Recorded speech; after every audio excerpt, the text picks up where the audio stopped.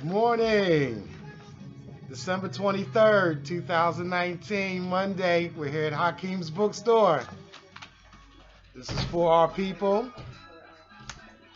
We're going to talk today about cooperative economics, featuring the book Collective Courage by Jessica Numbhard Gordon. We're here at Hakeem's Bookstore, 52nd and Walnut, between Walnut and Chancellor, 210 South 52nd Street, beautiful West Philly. It's a little chilly. It's December. It's all right. But the brother's going to work it out. Sister's going to work it out.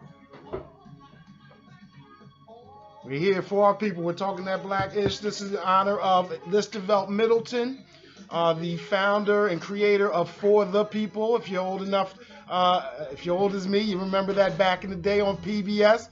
He introduced me to Sheikh Anta Diop, Ivan Van Sertima. Brother was just in here talking about Francis Cress Welsing. You couldn't find those folks on any other show but his. And we're going to take that into the 21st century and give you the scholars that are out there in academia, the autodidactic scholars out there on the internet, the people that are thorough, the independent scholars. And we're going to bring them to you so you know who they are. You come down to the bookstore and you bring that knowledge home to your family, bring it home to your kids. It's the Christmas, Kwanzaa, Hanukkah, winter solstice season.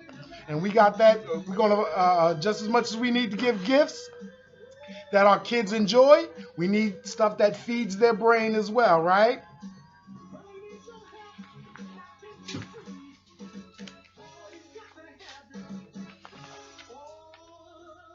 Again, I'm Andre Smith. I'm your scholar in residence. West Philly born, bred, back.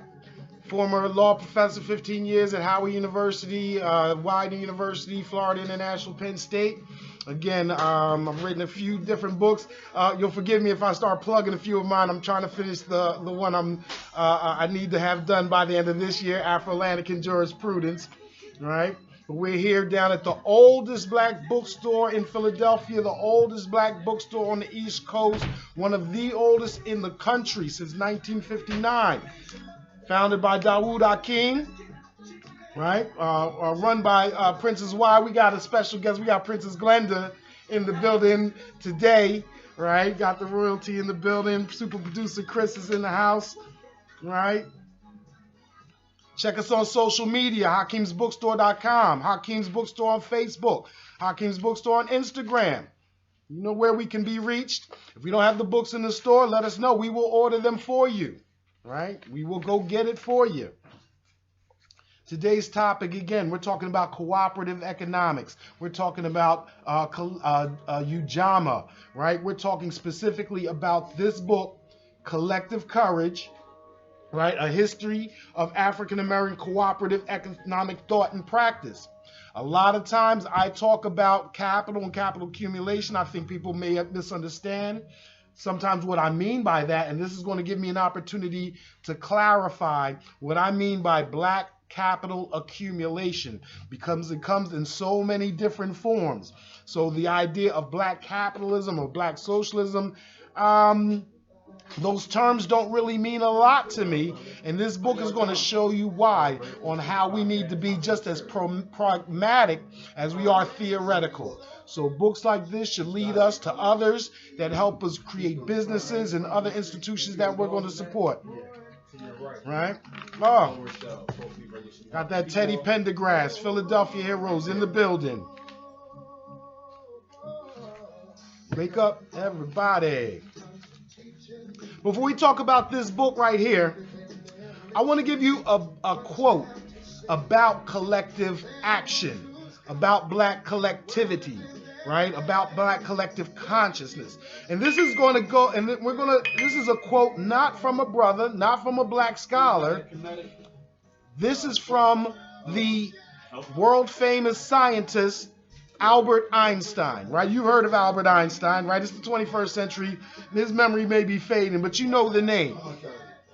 Albert Einstein, if you didn't know, right? Albert Einstein was a Jewish man from Germany. He escaped the Holocaust. He was one of the world's greatest scientists, especially in the 20th century, especially with the emergence of electricity, the theory of relativity. And as a matter of fact, if you read Sheikh Anta Diop actually gives you a nice critique of Albert Einstein and relativity and Marie Curie and all those scientists back in the day. But what a lot of people don't know about Albert Einstein is that he emigrated to America and spent a lot of time on the East Coast, particularly at Princeton, where he associated with whom? Paul Robeson. Shout out to the Paul Robeson house around the corner. Shout out to Chris Rogers, right? Helping them reinvigorate their activities. Heard they back in the day, we used to have mortgage burning parties, right? When you paid off the mortgage and the building is yours, right? And you collect all that wealth instead of paying off the bank. Word on the street is Paul Robeson house in control of their building. Big ups to them. Big ups to Chris. Big up to all the people and the institutions and all the activities that they're having there. Paul Robeson and Albert Einstein were colleagues, more or less. Right? Friends, if you read some of the books, there's a great book called Einstein on Race and Racism. Right? If we don't come down, check it in the store. If we don't have it in the store, we will order it for you. He was not only an associate of Paul Robeson, he also responded to letters from W.E.B. Du Bois. Right? And he was outspoken on the rights of minorities, and that's a little piece of Albert Einstein's history that's missing. And we're going to give you a quote. I'm going to give you a quote from an essay or a letter to the editor that Albert Einstein wrote for Crisis magazine when W.E.B. Du Bois was running it way back in the 1920s. Right? Very interesting quote. All right. It seems to be a universal fact that minorities, especially when their individuals are recognizable because of physical differences, are treated by majorities among whom they live as an inferior class.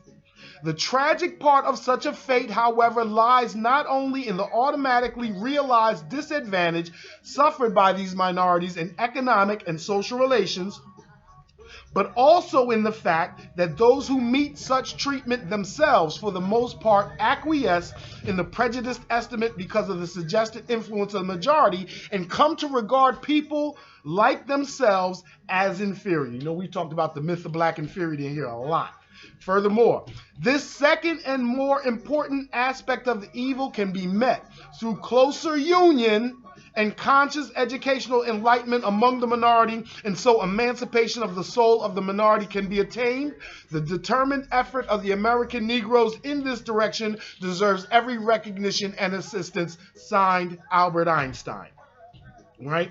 So, for those that are afraid or not for or opposed to black nationalism, black collectivism, I offer to you the thoughts of a scientist, right, on how the myth on the not only the economic and social disadvantages. Note that he mentioned that the more important aspect, right, is the knowledge of self, right? That people, those who meet such treatment, for the most part, acquiesce in the prejudiced estimate because of the suggested influence of the majority and come to regard people like themselves as inferior.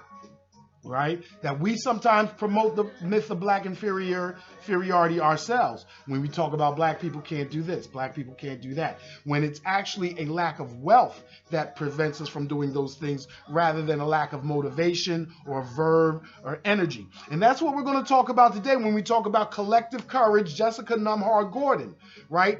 Collective, cooperative, economic thought.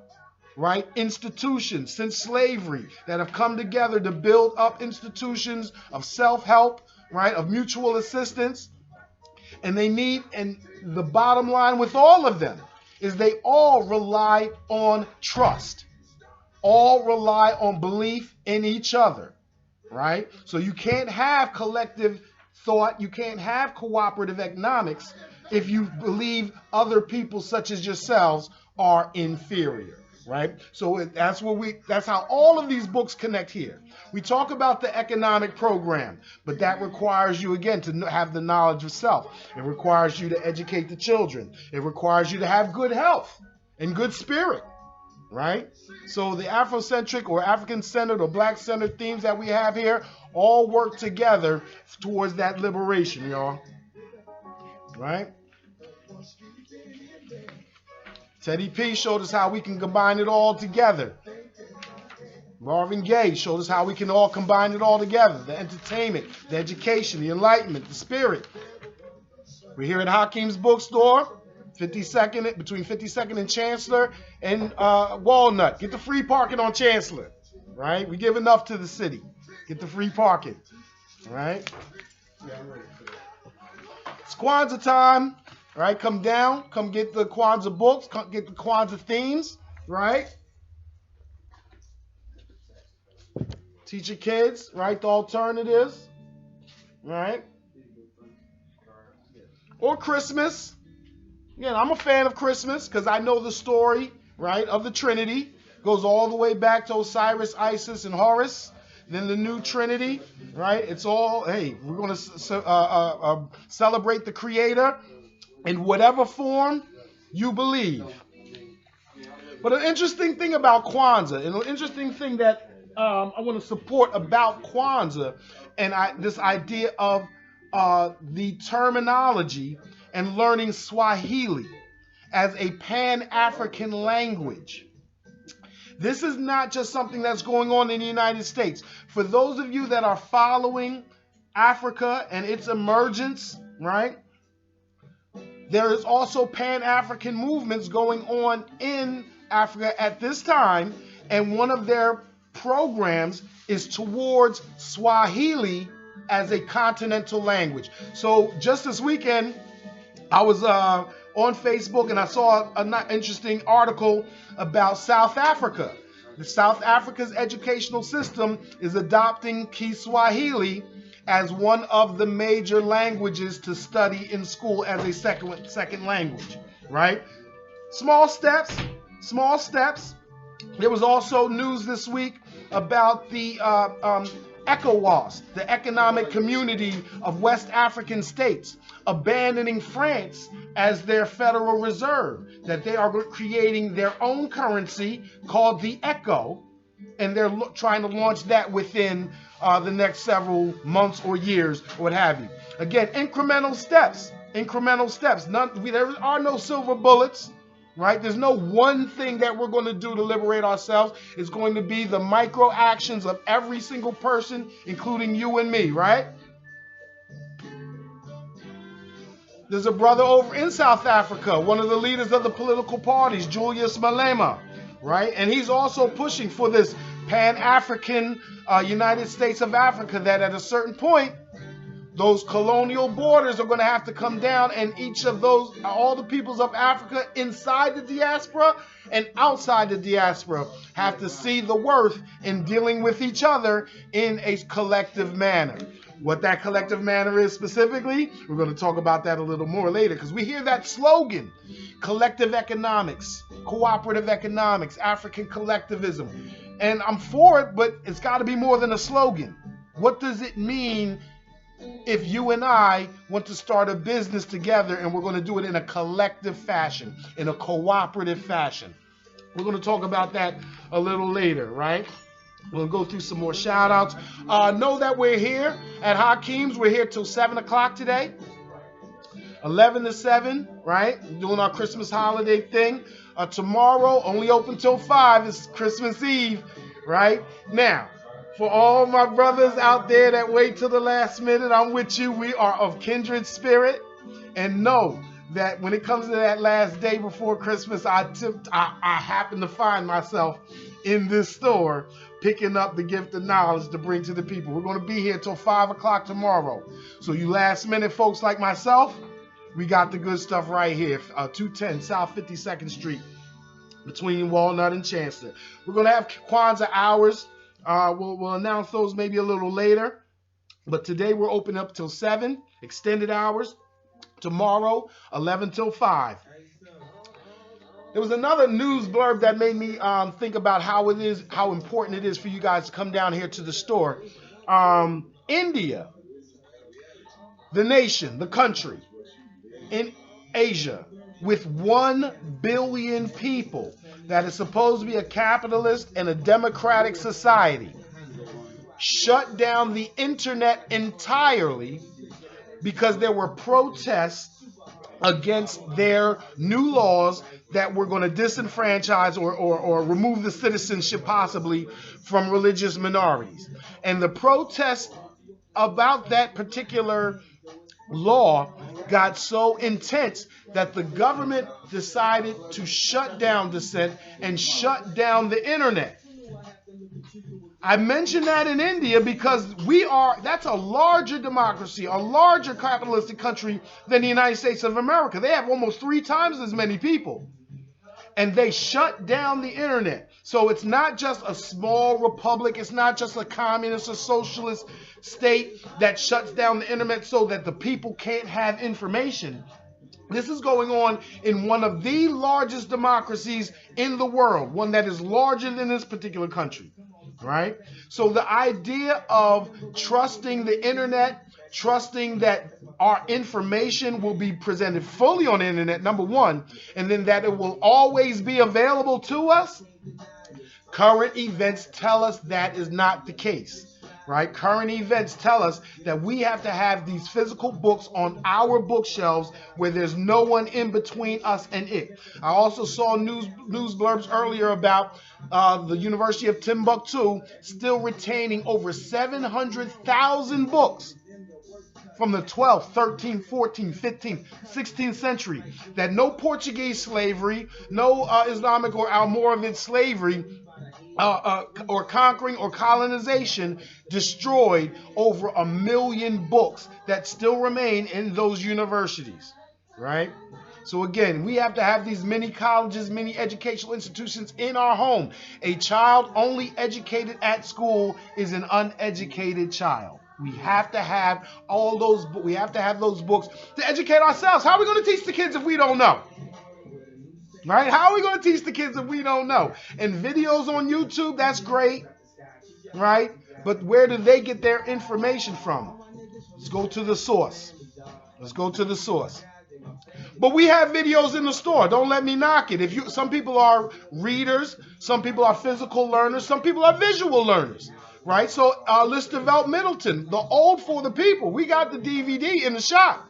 John Henrik Clark, A Long and Mighty Walk. It's in the shop. Some of the videos, Joseph Ben-Yakinen on the origins of Christmas or what have you, the origins of Christianity and what have you. You have the book over here, got the DVDs over there. So however you intake that knowledge, we have it for you. Come on down to the store, beautiful West Philly.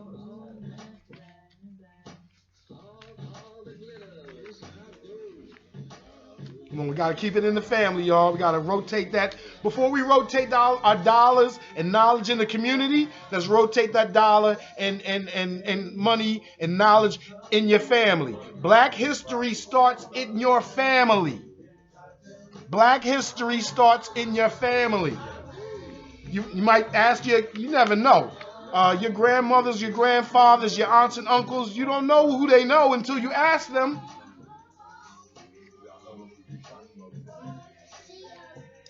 Let's give a shout out to Wu-Tang Clan, Papa Wu. We talked about 9th century MCs. We've been talking about hip-hop. Hip-hop versus the rap music industry. One of the deepest songs in hip-hop history is All That I Got Is You, right? With Ghostface Killer and Mary J. Blige, right? And you'll remember the voice speaking in the last verse on that track. Papa Wu, rest in peace or rest in power. I also want to mention we did a show on Rap on Trial. Andrea Dennis, lyrics, race, lyrics, and guilt in the United States of America.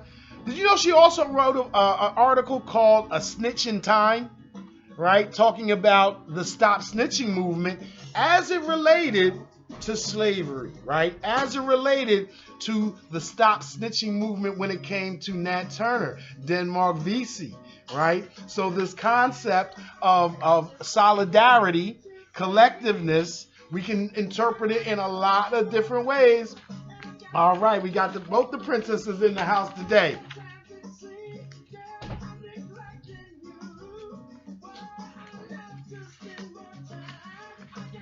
Mr. Big when he was Mr. Young and Big.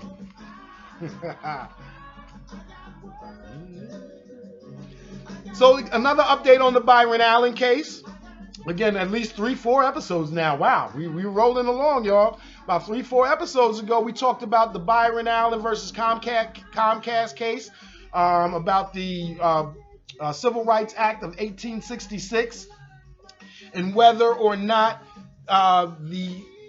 to prove discrimination in contracting, not necessarily employment, but in contracting, when you want to buy a house or an apartment or do business with someone else and you feel you've been discriminated against. That is Section 1981 of the United States Code, Title 26. I think it's Title 26. Section 1981, the Civil Rights of 1866, not 1965, of 1866. And we had at least a couple moguls come out supporting Byron Allen. On the one hand, Puffy, who owns Revolt and does business with Comcast, came out in support of Byron Allen. Last week we talked about Paula Caldwell, who is the owner of the Africa Channel, which is also carried by Comcast, and she too supports Byron Allen and says although she does do business with Comcast, that they use her channel as far as the illusion of inclusion, and they do not support it as they told her they would, that they do not fulfill the promises that they've made to her. And that somehow, even despite this, the Philadelphia Urban League gave Comcast a Diversity and Inclusion Award. Perplexing. Well, this week, what came out is the comptroller of New York City, a black woman, who is the comptroller? The comptroller of New York City is basically the head accountant of the city. Right? So where all the money, everyone else passes the laws and they tell them what to do with it. But as far as cutting the checks, as far as where the money's invested, where it's kept, whether you're fiscally imbalanced or not, that goes to the comptroller and others. The comptroller manages the investments. And this person is black, the sister that runs the investments for New York City. And you can imagine that their investment portfolio is huge. Part of it is invested with Comcast. So as a major shareholder, she comes out, or as the representative of a major shareholder, she came out this week requesting that Comcast settle the case with Byron Allen so as not to retard the Civil Rights Act of 1866. So I applaud that sister for, again, using her position. And again, we need to strive as much as we need to do collectively, as much as we need to create black institutions. We need to strive and succeed wherever we are, because this sister strove until she was in a position where she had the power to make this statement, right? Now, having said that, let me disagree with her just slightly, right? The reason I disagree with her slightly on the need to settle this case is because there is an argument that this needs to be decided right now. Not just because Ruth Bader Ginsburg is on the court and we don't know what's going to happen if she were to retire from the court. But even more specifically, Byron Allen's case, he quote unquote won a temporary victory in the Ninth Circuit. This is the Circuit Court of Appeals. There's 13 different circuits around the United States. He won in the one that represents California, Oregon, Washington, and California. So in those areas, you only have to prove that race was a motivating factor in the decision to turn down your application or your bid in order for you to win, right? The problem with that is they are the only circuit court that uses that test. 3 other circuits around the country has already adopted what's called the but-for test. The one where you have to get the actual smoking gun. The one where, Trading Places is a Christmas movie, isn't it? Trading Places is a Christmas movie. Well, the but-for test is when Eddie Murphy is trapped in a bathroom stall and actually hears them specifically say that they would not let him run their company. They would not let Billy Ray Valentine run Duke and Dukes specifically because he was black. The but-for test requires you to get that level of proof before you win, right? And that's already been adopted by 3 circuit courts. So for the Ninth Circuit to side with Byron Allen has caused this so-called circuit split, where the law is different in one part of the country, than it is from a different part of the country. And that is why the Supreme Court brings the case to it to settle what is going to be the law for everyone, right? So if Comcast settles with Byron Allen over this, we would still have a split in the circuits, and we would still have the majority of circuits using the but-for test. That's not good, right? Now, I could agree with this if, many people don't know, first of all, the Supreme Court has 9 justices, right? But it doesn't say in the Constitution that it has to have 9 justices. The Constitution only says that there has to be a Supreme Court. Whether there's 3, 5, 7, 9, 11, that's up to Congress. So if the plan is to capture the House of Representatives and the Senate, pass a law that expands the Supreme Court to 11 members, stock it with more progressive or liberal or realist judges that may favor for the Byron Allen case, then I believe, we should hold off. But right now, I don't think the case is very strong to hold off. And I think also we should win, right? That to treat people, to find that someone who is using race as a factor in their decision-making, under the plain meaning, under literal statute, you could not be said to have treated that applicant as a white citizen or given them the protection as a white citizen. So textually, I don't think the harder test works. I think if we have textualists on the Supreme Court, then they should decide in that favor. Again,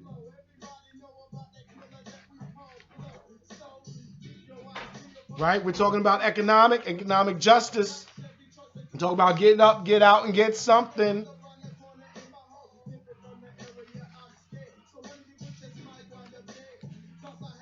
Let's give some thank yous.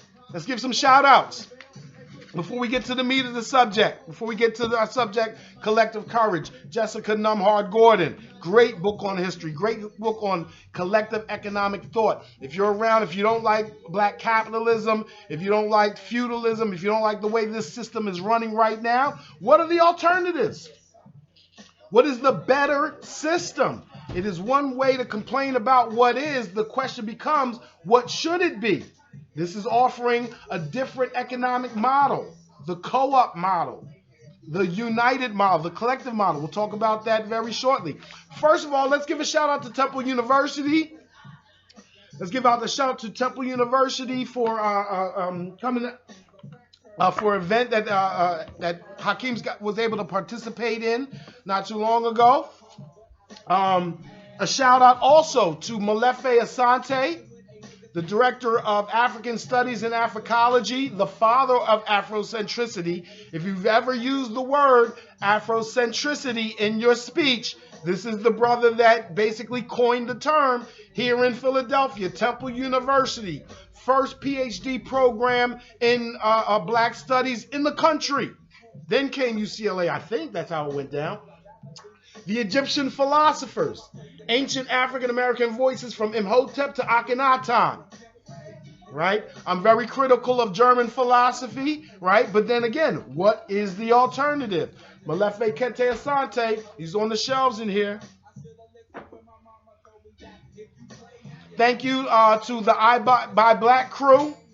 Thank you to Joel Wilson. Shout out. Matter of fact, let me show you my I Buy Black card. Gets 10% discounts at black institutions. Again, a collective buying group. That's collectivism. That's cooperative. There are cooperative businesses where folks come together to buy together at discounted prices or at wholesale prices. That's collective economics right there. Thank you for, and they sponsored the Cash Mob. Thank you for everybody that participated. Thank you for everybody that's gotten excited, that have come and checked out this video or these videos for our people. We appreciate you so much. Thank you for the views. Thank you for spreading us. Thank you for the shares. Thank you for coming down to the store and actually supporting the home of black books since 1959, y'all. Shout out to, again, the No Name Book Club, right? Book of the month is Wretched of the Earth. Frantz Fanon, some deep stuff. Also Persepolis. Shout out to Talib Kweli, his bookstore in Brooklyn. Shout out to all the black bookstores around the country. Crack of the Bone. Like Attack of the Clones. They had a new Star Wars movie out there. I guess I give it a shout out now that it's really embracing the black characters in the scene. I haven't seen it myself. I'm not that much of a movie person, but my brother and I know a lot of folks that are. Shout out to all the Afrofuturists, right, that see black people in the future. Not like back in my day when the Jetsons didn't have no black folks in space at the time. I believe, what is it, this month or next month, rather, because it's National Mentoring Month? Next month, next January, coming up on National Mentoring Month. So again, shout out to 100 Black Men, right? Shout out to all the sisters and all the sister institutions providing help for the ladies out there, for all the brothers. Shout out to everybody that offers an internship or an apprenticeship, right, to young folks trying to start out. There's actually a controversy, again, amongst some of my colleagues in academia and institutions that believe internships and apprenticeships privilege white folks that have money, that they're the ones that can afford to do unpaid internships and that they should be abolished, right? I disagree, right? I understand the sentiment. Again, let me be clear. My progressive friends at academia, they're not really speaking to us. They're talking to policy makers, and they're trying to encourage more paid internships. They're trying to encourage more political solutions. So that's typically their audience. However, I just got to distinguish that audience from this audience. Our audience, as a collective institution, as a collective people, going back to collective courage, we have to find ways to share knowledge, share know-how, to get in where we fit in when we don't have the same capital reserves as other businesses. So whereas a large institution or corporation, yes, they need to pay more to their employees, they need to pay their internships. Small black businesses, small barbershops, contractors, we need to bring in our youth and teach them trades, even if we don't necessarily have the capital to pay them a wage at the present time. Here's another thing we can do as black institutions. We can accept the help of others, and even if we don't have the money to pay them immediately, we can keep it on account. We could track it. And whenever our ship comes in, make sure that they get paid just like we pay our suppliers. There's so many ways we can do this, y'all. There's so many collective ways to do cooperative economics, right? So, and again, you'll learn about so many different styles in collective courage. Jessica Numbhard Gordon. For those that, again, that kick the slogan, again, more specifics. As a matter of fact, for those that kick the slogan, more activity. I know a lot of progressives and socialists, but at the same time, as much as they criticize capitalism, which is fair, I need them to also participate, promote, organize, and operate labor unions, collective institutions themselves, right? To the extent you criticize those that are doing well, at the same time, you are not part of collective institutions. You're not part of communes or cooperatives. You're not trying to organize them. You're not supporting labor unions.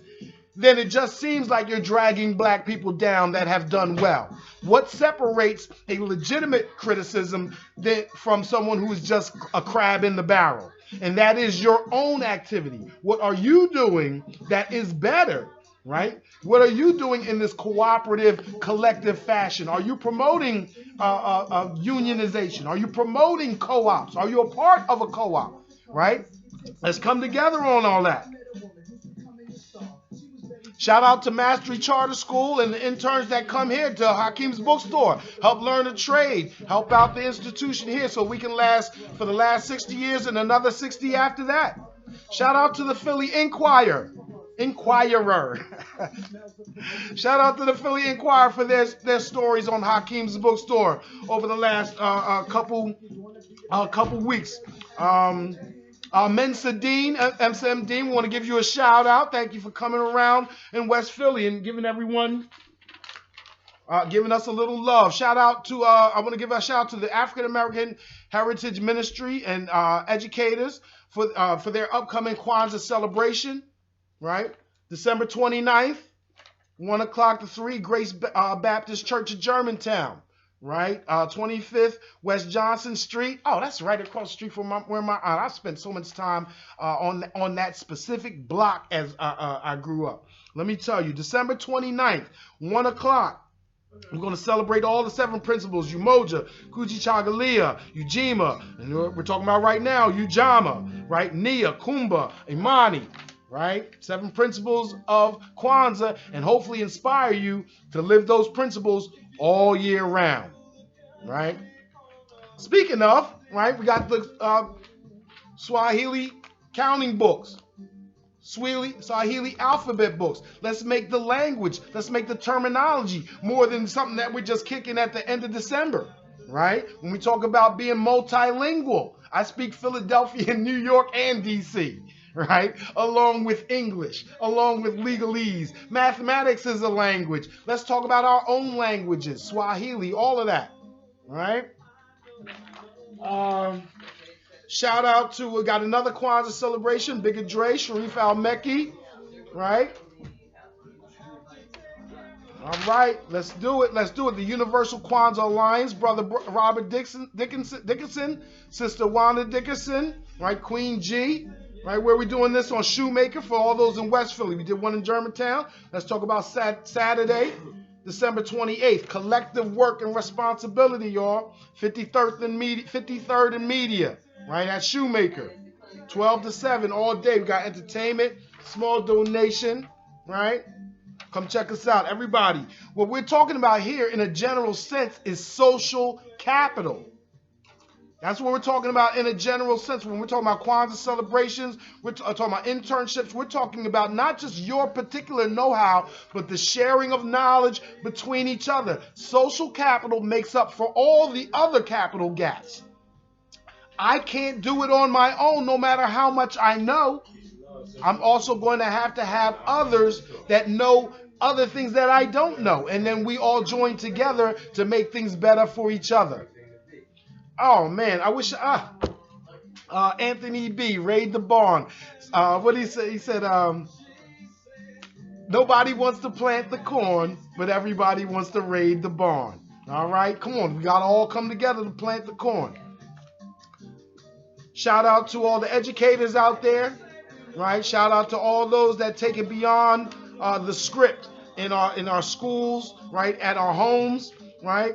Shout out to St. Joe, the professor. We had a professor at St. Joe, their journalism program, for also the article that they also did on Hakeem's Bookstore, stepping out into the community. I go back with St. Joe's all the way back to Lonnie McFarland and Tony Costner when the Sixers used to practice in their gym. Winfield Day used to be on St. Joe's University campus. I don't know about that interaction between St. Joe and West Philly nowadays. Let's build that up. Shout out to the professor that did the article on Hakeem's Bookstore and enhance that connection. Right? Social capital, that we use all the institutions within our social sphere to elevate ourselves. No stone unturned. No stone unturned. We're going to have some political education events here at Hakeem's, right? Coming up on 2020. Right? Know that, again, on the one hand, you're not just voting for a president, you're voting for 3,000 people that are going to run the federal government and guide that budget. Remember I was talking about the comptroller and where the money is invested in New York City? Again, when you vote for a president, that president doesn't even know who the comptroller of the United States is. Right? That's the whole thing about these party machines. Right? But here's the thing. Not only are you not just voting for a president, you're voting for 3,000 bureaucrats. You're voting for what? Local judges, local councilmen, right? Local institutions, local sheriffs, right? So on the one hand, we can talk about the major political parties and whether one is more different than the other, all that. Most politics is local, y'all. right? And so we're going to have some political mobilization and educational events here, brother. Chris, what the name of the sisters? I don't know. All right, so we got two sisters. The app is called Politicking, which can be found on the App Store and the Play Store. Absolutely, two sisters with an app called Politicking. Right? Find it on your app store. Two sisters that went to Howard University here in Philadelphia. We're going to give them a shout out. Hopefully, within the coming months, have a program and introduce them to y'all. Right? So we can get this on about not just financial capital, but human capital, political capital. It all works together. Capital is another word for energy, for capacity. Right? So when we talk about just financial capital, I understand the accusation of so-called black capitalism. But if we understand capital as both a financial sense, a human sense, a political sense, and a social sense, then we can be a lot more pragmatic, right? We can be a lot more strategic. When we talk about political motivation, let me shout out Wendy Green. Wendy Green gets a special shout out this week. She is the biggest major proponent of what's called the Crown Act, right? You've heard or you've seen the articles about how it's a shame that in 2019 a law had to be passed for us to wear our natural hair at work without being fired or discriminated against, right? The courts had already decided that hair discrimination does not amount to racial discrimination. And therefore legislatures, local legislatures, not the federal government, but state legislatures, local legislatures had to pass the Crown Act, which forbids employers from firing or taking adverse employment actions against those for wearing their hair naturally.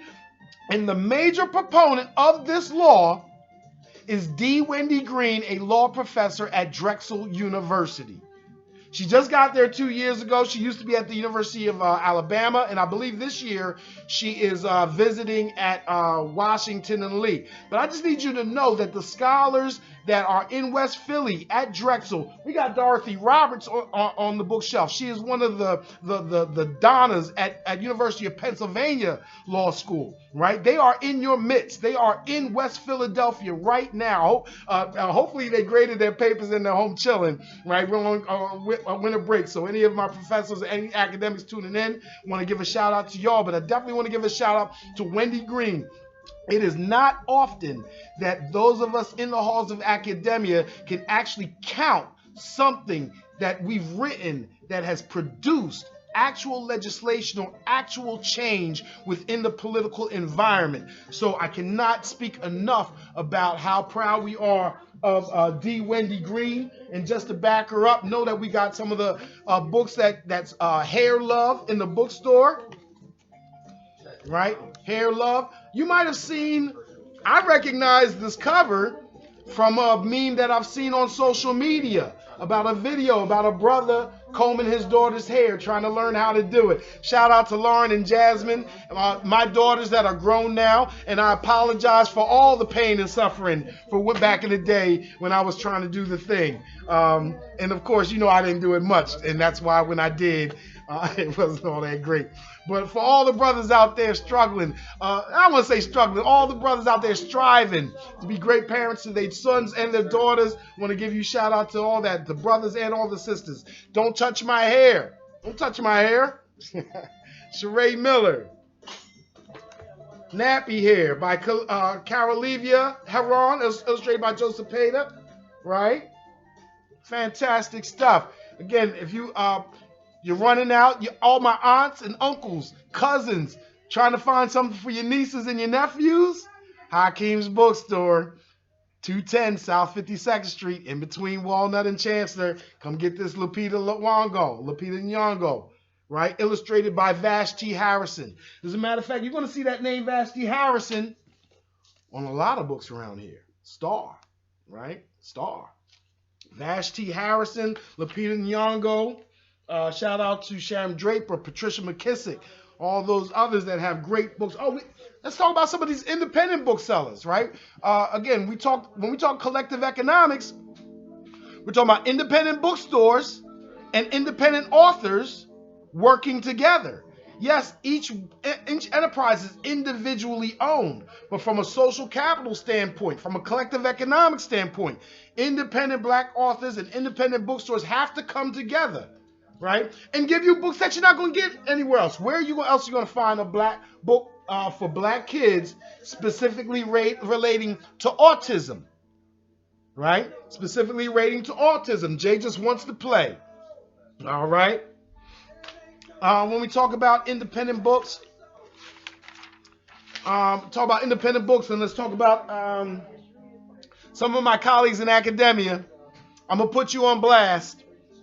Tanya Marie Evans. I believe, where's Tanya? I believe she's a law professor at the University of New Hampshire. She used to be a law professor at Widener University at Harrisburg. She is a graduate of Howard Law School. She is a graduate. She is a Philadelphia native, right? Girls High in the building. I know Girls High is in the building. Yes, indeed. Princess Wyvern said Girls High is in the building. Well, guess what? I'm perusing through the store, and she did not tell me this. I'm perusing through the store, and guess what I see? Seasons of Her, Tanya Marie Evans, my colleague. Come on, Tanya. You got to tell us this stuff is out there, right? We got to market our stuff. Tanya Marie Evans, one of the fantastic intellectual property professors. Right? She is a professor of intellectual property, of copyright, trademark, name, image, and likeness, doing great things. I believe she's at the University of New Hampshire right now. If you'd have told me about the book, we could have talked about this. I'd have given you more specific shout out. Tanya Marie Evans. Come check her out. I even seen a book in here by C.J. Farley, who is the brother of Anthony Farley at Albany Law School in New York. We were listening to Talib Kweli, who is the brother of, whose real name is Talib Green, who is the brother of Jamal Green. Jamal Green is one of the elite constitutional professors at Columbia University to this day, right? In the last 10 years, has put up great articles on originalism. Fantastic stuff. How about The Genius of Egypt? Right? The Genius of Egypt, new black books that we have in the store, right? We got to edify and amplify the minds of our kids, y'all. Right? Teach Me About Garvey, another book we have. Marcus Garvey said, what did he say? He said, the more we know about the greatness of our history, the less apt we will be to disrespect ourselves, right? So when it comes to having knowledge of self, knowledge of the greatness that we've done, this is why I believe very strongly our history cannot start at slavery, right? Our history does not start slavery. Slavery interrupted black history, right? Slavery interrupted black history.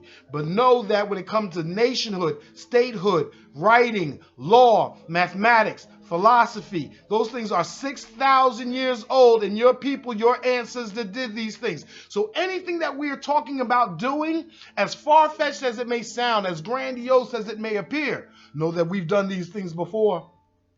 Know that we've done these things before, right? And the more we know about each other, the more we know about our history, the less apt we are to disrespect ourselves, the less apt we are to promote the myth of black inferiority within ourselves.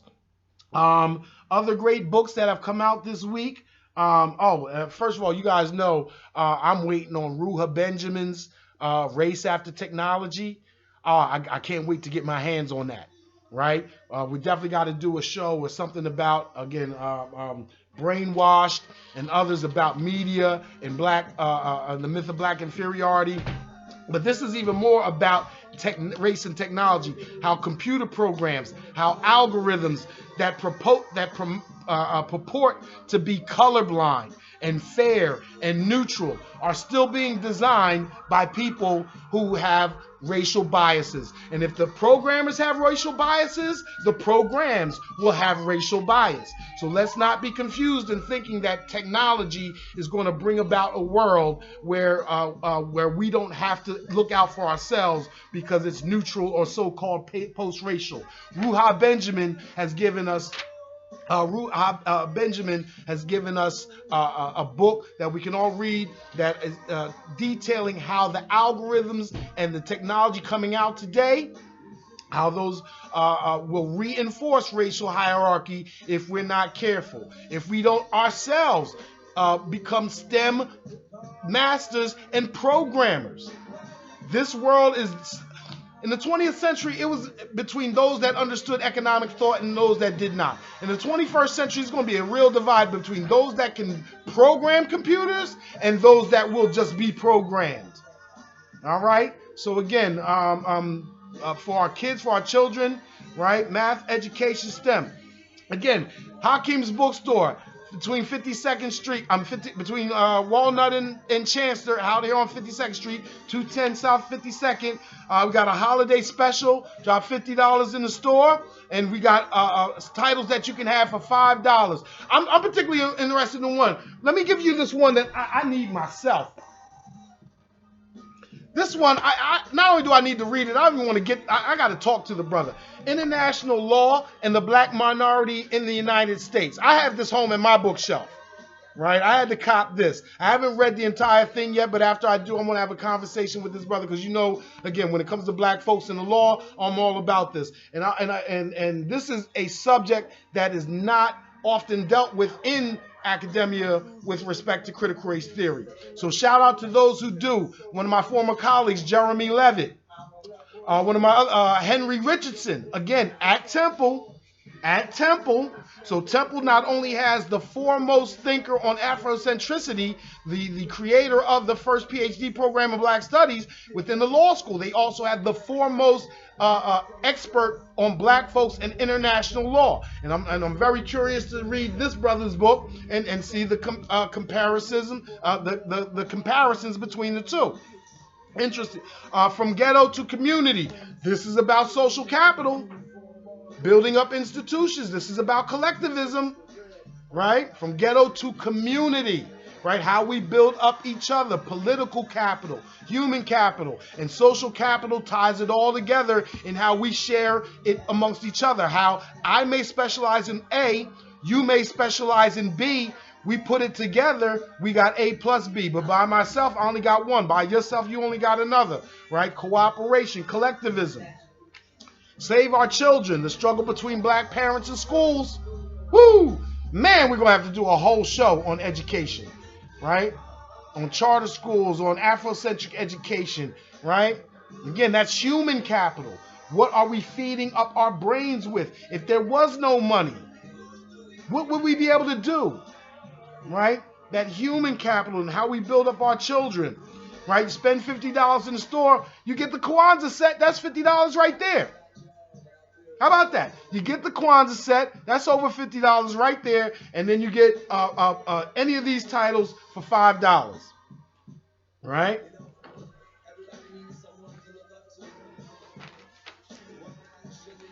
I just want to talk about some other books that have come down the pike. Oh, Closing the Racial Academic Achievement Gap. Matthew Lynch. Right? Definitely. We're going to do a whole show on education. Got to. We can do lots of shows on education. All right. You guys know I'm a fan of the Journal of Blacks in Higher Education.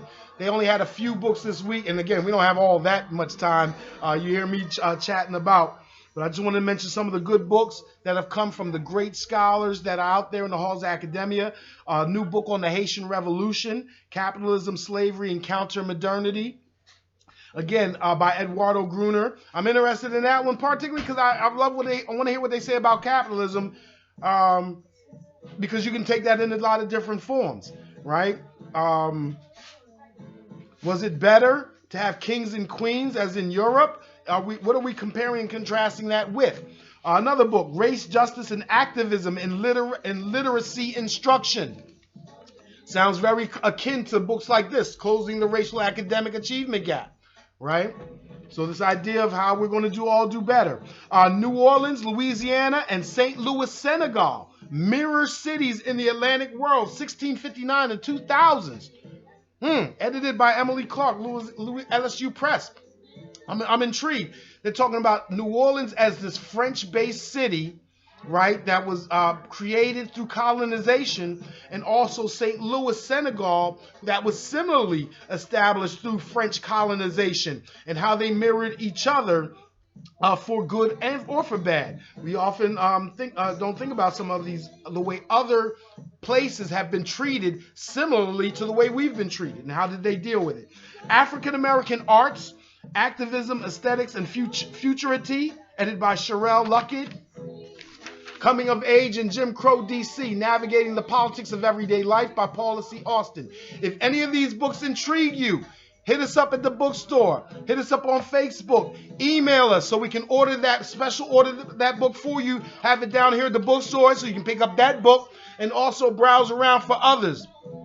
Again, your nieces, your nephews, your cousins, they need these books. It's last minute time for Christmas and Kwanzaa. Come on down. We're open till 7 o'clock tonight, 5 o'clock tomorrow, opening up at 11. Fill those trees with the gift of knowledge. Where did that Christmas tree come from, by the way? I don't think there's any fir trees in Jerusalem or Bethlehem. Not sure there's any reindeer there either. Go check out Black Athena by Martin Bernal. Other books we got here in the bookstore recently, Unlimited Power, A Black Choice, Anthony Robbins, Joseph McClendon. Again, when we're talking about this economic empowerment, right? Unlimited Power, A Black Choice. Our Black Year. We've talked, I mentioned again, Black Friday should be every Friday. Every Friday should be Black Friday, where we only spend money at a black institution or not at all. Right? Again, you can still go out to dinner at your black-owned restaurant. Maybe go to a evening out at a show done by a black promoter. Well, this book is about a couple that did a Black Year. Right? Collective economics, y'all. Ujaama. A Black Year. Our Black Year. Our family's quest to buy black in America's racially divided economy. Big ups to Maggie Anderson. Right? Again, come cop this store. See how they did it. It's a mystery novel to me. How they do it. All right? You got to cut any corners. Sometimes, I got to admit, sometimes when I tried to only spend money on black institutions, it's late at night. I'm hungry. I got to compromise and go to Dunkin' Donuts. Shout out to all the Indian brothers and sisters. All right, how about, I'm just joking, but just kidding, but not really. Oh, and this one again, for our kids. Uncle Jed's Barbershop. Uncle Jed's Barbershop. Can we have more books, more outlets that show our kids, black folks, as business owners, as institution builders, right? Uncle Jed's Black Barbershop. If we're going to talk about the myth of black inferiority and all that, we need to address it as kids. Matter of fact, let's vaccinate them. Vaccinate them from the myth of black inferiority with these books that edify their soul and their brains and their minds and show them how black folks have achieved throughout life. And again, I just want to give a shout out to this author, B.A. Sample. This is just a well-produced book as far as I'm concerned. Before the Flood, a novel out here that we have in the bookstore. I know I talk about a lot of the academic books, about the history books, about the political books, but let's make sure you know we got the dope novels too. Before the Flood, independent authors out there, we need to make contact. Right? We need to promote each other. Yes, you can have your book on Amazon, but who's going to find it amongst the millions of others? This is where you come to see what is new and relevant to your experience. Right? Come down, have the book talks. Right? Have the book signings. Right? But very professionally done. I really like this cover art right here. Shout out to the brother Tafari. Right? Shout out to that brother that comes around here, or the black artist. Okay, I done took up almost all your time, and before we talk specifically about the contents of Collective Courage, right? Jessica Numbhard Gordon, right? A history of African American cooperative economic thought and practice. So let's talk about it specifically. Again, shout out to the Enterprise Program. Mariposa, and they have an employee succession program, a program where employees will eventually become the owners of the business. Let me say that again. A program where the employees of the business graduate over time to being the owners of the business. That is more or less the essence of what a quote-unquote true co-op is, right? There's a lot of different ways to do collective economics. Here, Professor Gordon is specifically talking about cooperative businesses. She's talking about a lot of other stuff, but I just want to talk about cooperative business and specifically what she means by this.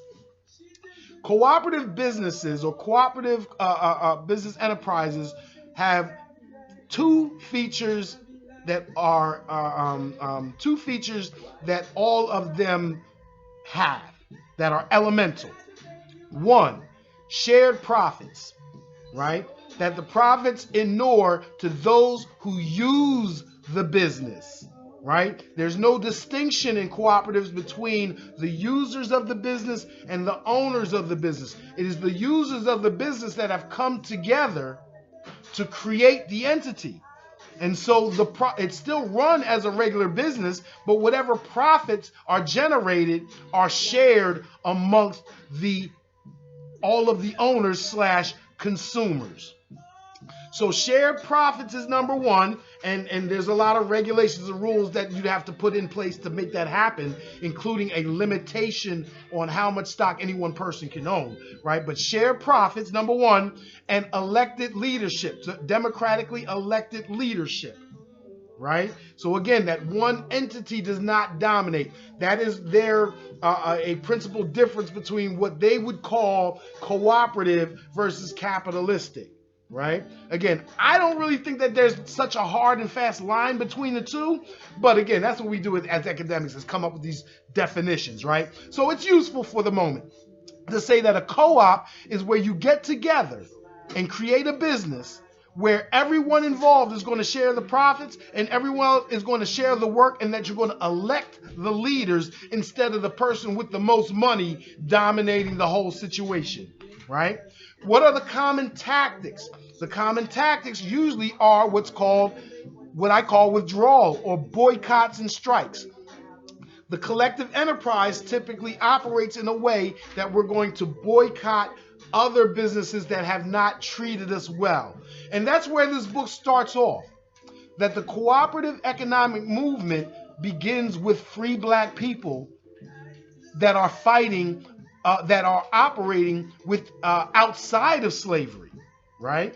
That we know that not every black person in the United States in the 19th century was a slave. There were free black people, right? Not just free black people for generations, but also people that bought their freedom, right? But you're still in an environment that is very hostile to you, right? That you're discriminated against, where you can't buy goods and services at the same terms as other people, right? And it's in those instances where black folks came together and created cooperatives. You know, some of the first black cooperatives were in Philadelphia. Absalom Jones, Richard Allen. The Black Church is basically a collective economic organization, or can be, right? So in the 18th century, here in Philadelphia, there were especially women-led mutual benefit societies, right? Mutual benefit societies. What is that? How do we distinguish that from a fraternity or a church or even an insurance company? A mutual benefit society is this, and you had several around Philadelphia. We were the pioneers. Women had them all over the place.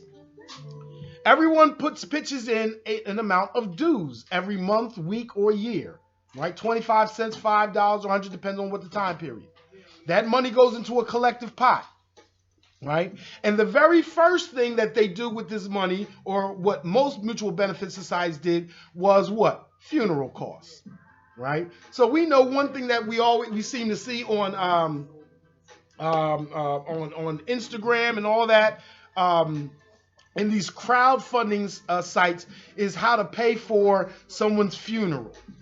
Well, the way to do that back in the day was to have these mutual benefit societies where folks put in a little bit of money every week. It was maintained, it was invested, and that would become where you would tap in for your funeral expenses, right? That would also tap into it when a member of the collective became sick, right? They could tap into it when a member of the collective became unemployed, right? So these mutual benefit societies were the predecessors of what? Insurance companies. Before there were large insurance companies, there were these mutual beneficial societies, often church-led, or the Knights of Labor, or the Elks, or a fraternal or sororital organization, just everyone chipping in week to week to week, so that in times of trouble, in times of danger, we could support each other so no one would fall destitute. And this was the predecessor of insurance companies like the North Carolina Mutual Life Insurance Company, one of the biggest black businesses of the 19th and 20th century, right?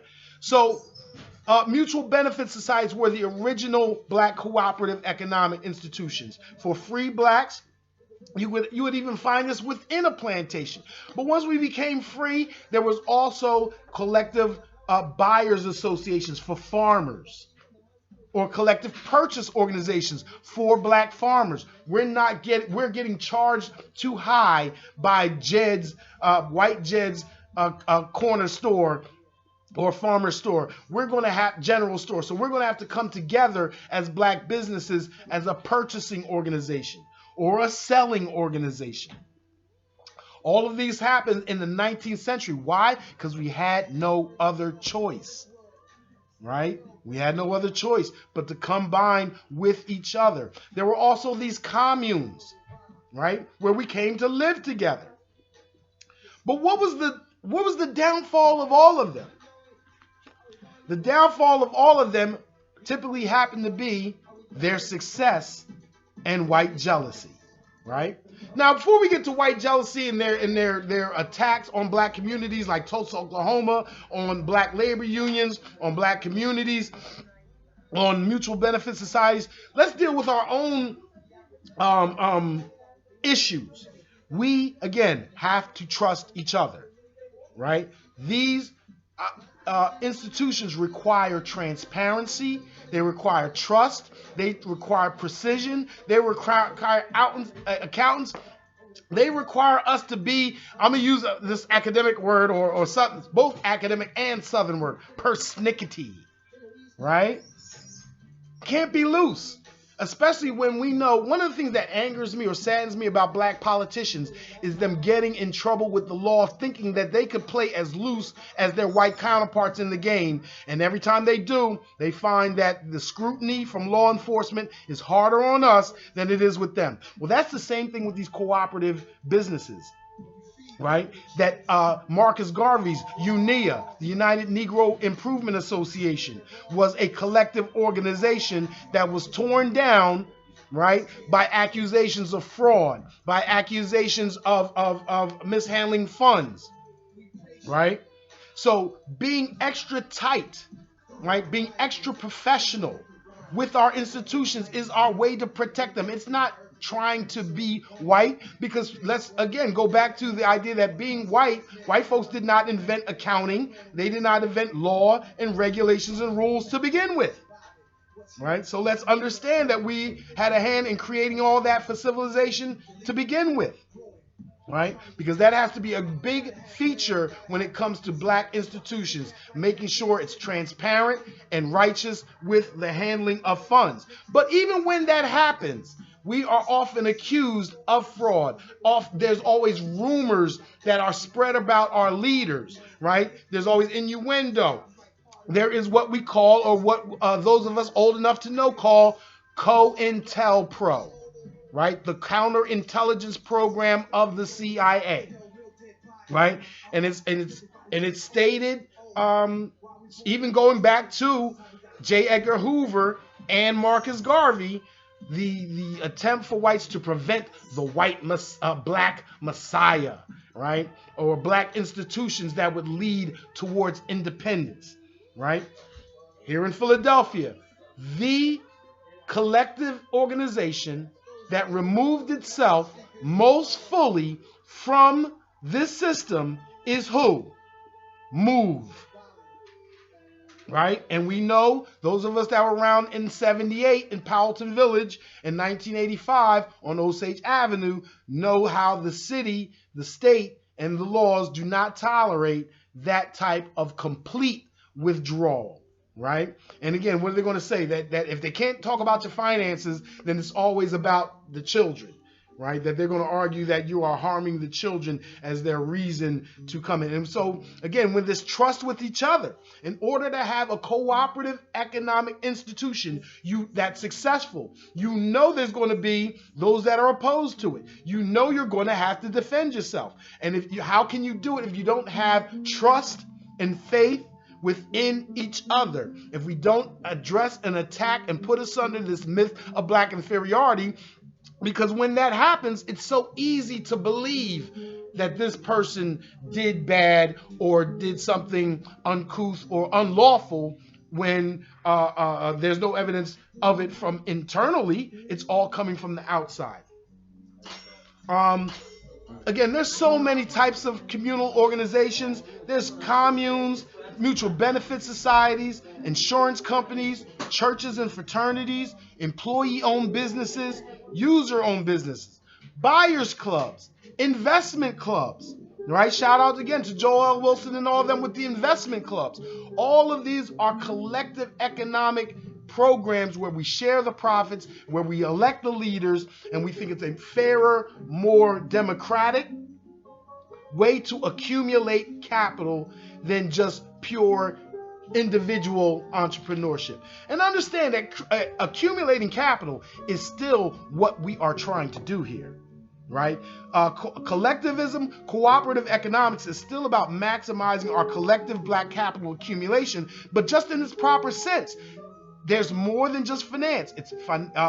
It's financial capital, human capital, social capital, political capital. Co-ops allow us to pass that knowledge between each other, pass know-how between each other, right? It allows us to politically organize together. All of these things together, the money, the politics, the know-how, the friendship and institutions, all create black capacity. They create black potential energy. So if you don't like the term capital, use the term energy instead, right? Use the term capacity instead. Let's talk about how co-ops can fill these gaps, these capital gaps, how they can fill the fact that we don't have a lot of financial capital, human capital, social capital. Notice that these mutual benefit societies only ask for 50 cents or $1 or $5 or $10 a week. A lot of us, we spend that on the lottery all the time, right? The idea that we can take small amounts and pull it together week after week after week so that we have insurance as we age, so that we have a place that we may be able to borrow from if we have a business, right? The money that we're investing in the lottery is something that we could put towards some of these collective institutions if we find a way to trust each other, right? If we find a way to be able to communicate with each other. The internet is also a mechanism that we perhaps can use if we can find a way to use it as a mechanism to build greater trust, to get greater information, greater transparency in our actions that allow us to do these collective businesses. Again, internships and apprenticeships. We talked about this earlier. How can we have a system in which these cooperative or collective businesses share the know-how with each other, right? It's one thing for you to be the best barber there is on the block in the neighborhood, but at the same time, that doesn't make you great at accounting. That doesn't make you great at real estate investing. That doesn't make you great at promotions. How do we all come together, perhaps with internships, apprenticeships, collective organizations that support each other, right? Directories. Again, shout out to Salem Baptist Church, the Reverend Marshall Mitchell, for creating the Salem Baptist Church Green Book, where the members in that church can look to each other for self-help, right? For mutual help and keep those dollars generating and recycling within the economy. Other challenges, again, this cult of personality, right? On the one hand, we need strong folks to lead these organizations. We need strong folks that have the verve to start these organizations. However, we also need leadership, democratic leadership. We need people to vote. Interesting thing happened this week. For anyone that's aware of the rise of Rwanda, not Wakanda, but Rwanda, right? We are many of us only know that country from the genocide between Rwanda and Burundi, the Hutu and the Tutsi from the 90s. A lot of people don't know about its rise economically over the last 20, 25 years. And part of that being under the leadership of its president, Paul Kagame.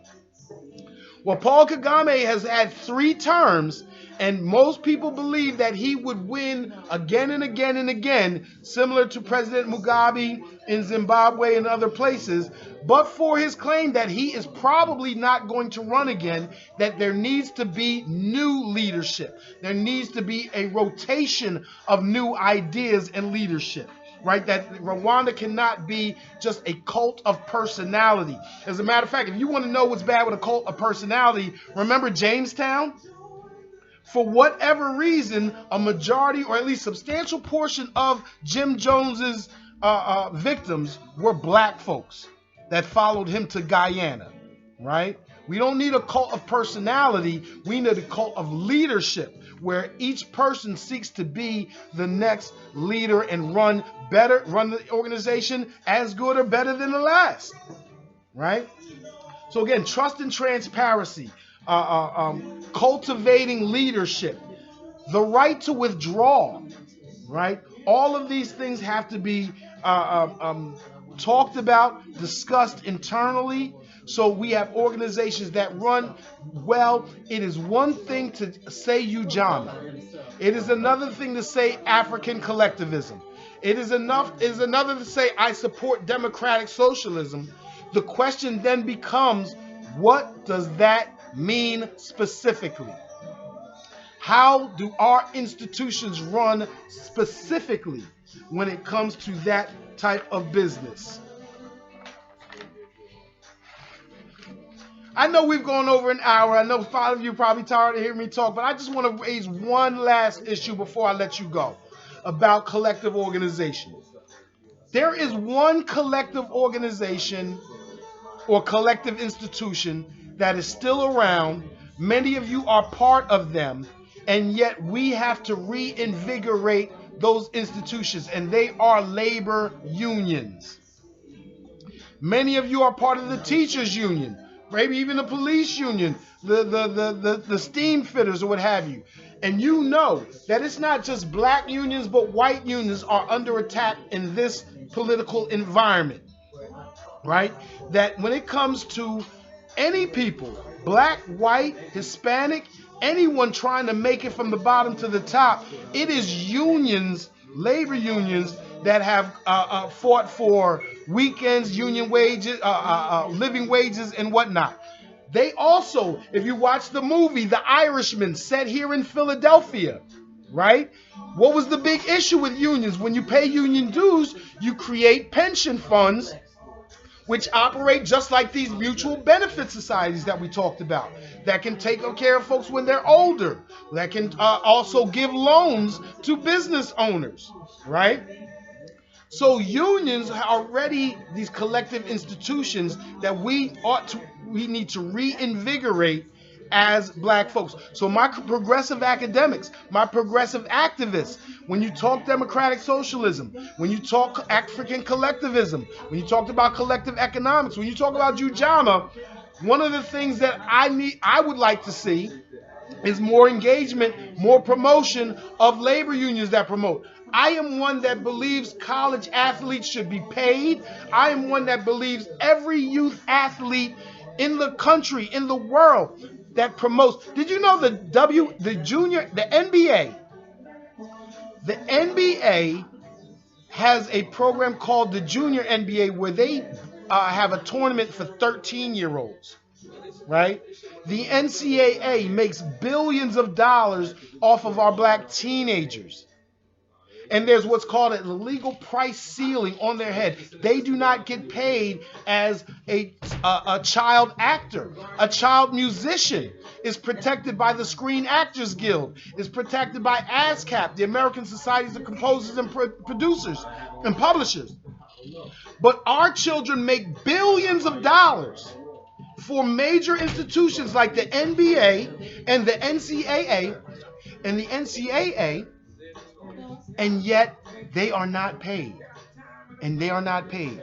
And so when I write a book called Outlaw Amateurism, asking for the national of the NBA Players Association to represent youth athletes, it doesn't seem to pick up a lot of momentum. The Ed O'Bannon case has not picked up a lot of momentum among progressive circles. And so when we're talking about democratic socialism, collective organization, cooperative economics, again, one of the basic immediate ways where we can promote that is through labor unions, the invigoration of ones that are already alive and the creation of those that can protect our student athletes, our younger folks, and those that are creating money and basically distributing from one institution on to the next, because that money that black athletes are making they're not receiving doesn't just go into the air. It funds the scholarships for golf, for bowling, for the predominantly white sports, for the scholarship funds and whatnot. So when we don't get that money, it is being subsidizing other people's welfare, right? So big ups to James Wiseman, the 7-foot player he'll probably be a top 3 draft pick in the NBA next year, who left the University of Memphis because they tried to basically demand that he repay monies that he earned by being an elite basketball player. Look forward to him being in the NBA. And shout out to all the groundbreakers in sports. So we're going to leave this program today with a list of books that we have all about the store, about the groundbreakers, about the Jesse Owens, the Muhammad Ali's, the Jackie Robinsons, the Althea Gibsons. If your kids know about Serena and Venus Williams, they need to know about Althea Gibson, right? Not only a tennis player, she was a professional golfer before there was a Tiger Woods, right? Before there was a Jim Thorpe, Calvin Peete, Lee Elder, right? So we have the books on the William Rhodens, $40 Million Slaves, that harkens back to Ralph Wiley, Why Black People Tend to Shout. We have Jalen Rose's book in the building. We have Eton Thomas's book in the building, right? So all of those brothers that succeeded, and all the sisters that succeeded in the sports industry and that wrote and talked about their information and sought to lift as they climbed, we celebrate those, and we have those in the bookstore, Hakeem's Bookstore, 210 South 52nd Street, in between Walnut and Locust, in between Walnut and Chancellor, the home of black books, here since 1959. Right? Did 60 years, we're going to do another 60 years, right? Check us out on Hakeem'sBookstore.com, Hakeem's Bookstore on Instagram, Hakeem's Bookstore on Facebook. All right? All right, so we're going to, with that, we're going to leave you with another note, just our last note about black capital accumulation. Please come down to this bookstore, support your black institutions, better educate ourselves and our children, start and patronize black institutions, stop unduly criticizing each other and promoting the myth of black inferiority. Let's raise our collective level of black GDP, of human, financial, social, political capital. We're going to see you next week, next Monday, every 11 o'clock for our people here at Hakeem's Bookstore. Hotep.